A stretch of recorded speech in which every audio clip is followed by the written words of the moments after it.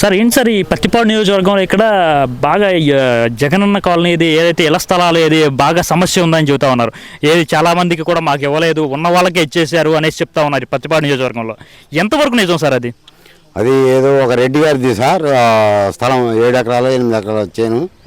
అది ఒక వాస్తవంగా 15 లక్షలు 20 లక్షల లోపు అమ్మిద్ది సార్. దాన్ని 50 లక్షలు చేసి కొనుగోలు చేశారు సార్. కొనుగోలు చేసినప్పుడు మధ్యలో బ్రోకర్లకు 10 లక్షలు ఎంత ముట్టినాయి సార్. ఆ కాలనీలో ప్లాట్లు చాలా వచ్చినాయి సార్. కానీ ఆ ప్లాట్లు ఊళ్ళో ధనికులకి, ఎంపీటీసీలకి, సర్పంచ్లకి, పంచాయతీ మెంబర్లకి, పలుకుబడి ఉండే వాళ్ళకి, వాళ్ళ పిల్లలకి, ఊళ్ళో ఇల్లుండి పొలాలు ఉండే వాళ్ళకి ఇల్లు ఇచ్చారు సార్. కొంతమంది పేదలకు ఇస్తే ఆ ఇల్లు వాళ్ళు కట్టలేక పెట్టలేక స్థలాలు అమ్ముకోవడం, ఫౌండేషన్ మట్టానికి వచ్చినాక దాన్ని అమ్ముకొని వేరే వాళ్ళకి అమ్ముకొని 2 లక్షలు 3 లక్షలకి వెళ్ళిపోయారు సార్. అది సెంటున్నర ఇచ్చారు సార్. ఆ సెంటున్నర కూడా గృహ వసతికి సానుకూలంగా ఉండదు. అది సార్ విషయం, జగనన్న కాలనీ విషయం అది సార్. ఏంటంటే ఓన్లీ వాళ్ళ ఏదైతే వైఎస్ఆర్సీపీ నాయకులకే ఇచ్చారో మిగతా ఎవరికో కూడా పేద ఇవ్వలేదనేసి చెబుతా ఉన్నారు. అదేంతవరకు నిజం? నాయకులు బంధువులకి, నాయకులు బినామీ పేర్లకి, వాళ్ళకు అనుకూలంగా ఉండే ఓటర్స్కి, నిజంగా నిరుపేదలకి అయితే ఇవ్వలేదు. అది ఒక వాస్తవం.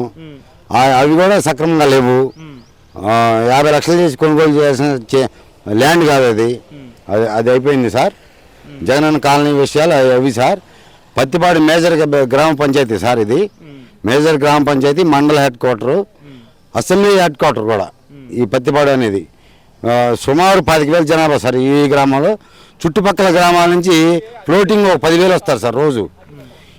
వీళ్ళందరికీ మంచినీళ్ళు అంటే కానీ వాటర్ 20 రూపాయలు 15 రూపాయలు పెట్టి కొనుక్కొని తాగుతున్నారు సార్.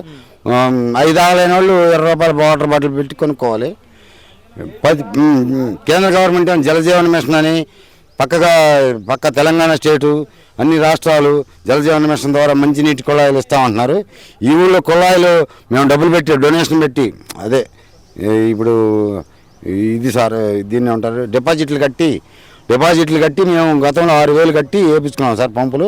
ఆ పంపులకు కూడా 3 నెలలు బట్టి ఒక 2 నెలల క్రితం దాకా, ఇప్పుడు 1 నెల క్రితం దాకా అంతా బురదలు సార్ వచ్చింది. ఇప్పుడు చెరువులు అయితే చుక్క నీళ్ళు లేవు. ఒకసారి మీరు చెరువుని పరిశీలించినా మేము చెప్పేది వాస్తవాన్ని గ్రహిస్తారు. ఇప్పుడు నీళ్లు లేవు.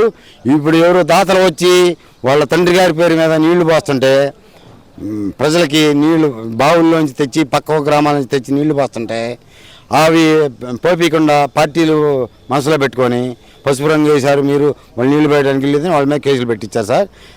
ఇప్పుడు 10 రోజులు బట్టి నీళ్ళు లేక అవసరం పడే కాలనీలు 2 ఉండే సార్ ఈ ఊరిలో.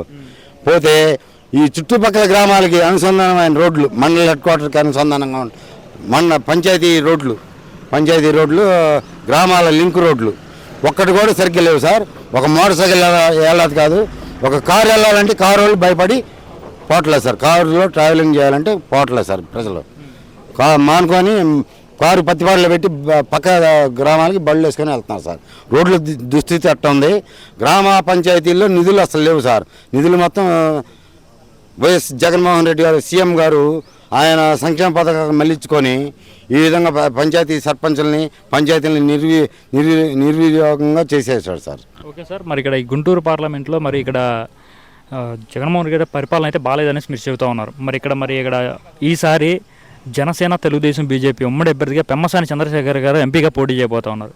మరి ఇక్కడ ఆయన గెలుపు ఎలా ఉంటుందండి? గుంటూరు పార్లమెంటు సీటు ఖచ్చితంగా పెమ్మసాని చంద్రశేఖర్ గారు గెలుస్తారు సార్. ఏ విధంగా గెలుస్తారంటే, ఇప్పుడు వైసీపీ మీద యాంటీ పోగైంది. అభ్యర్థులు మేము పోటీ చేయమని పారిపోతున్నారు ఎంపీ అభ్యర్థులు. ఇంకా ఆయన తప్పగా సార్ గెలిచేది, ఆయన కంపల్సరీగా గెలుస్తారు సార్. అది విషయం. గెలుపు ఆయనదే ఖచ్చితంగా. గెలుపు ఆయనదే సార్. సుమారుగా ఒక 70,000 నుంచి 1,00,000 లోపు వస్తాయి సార్.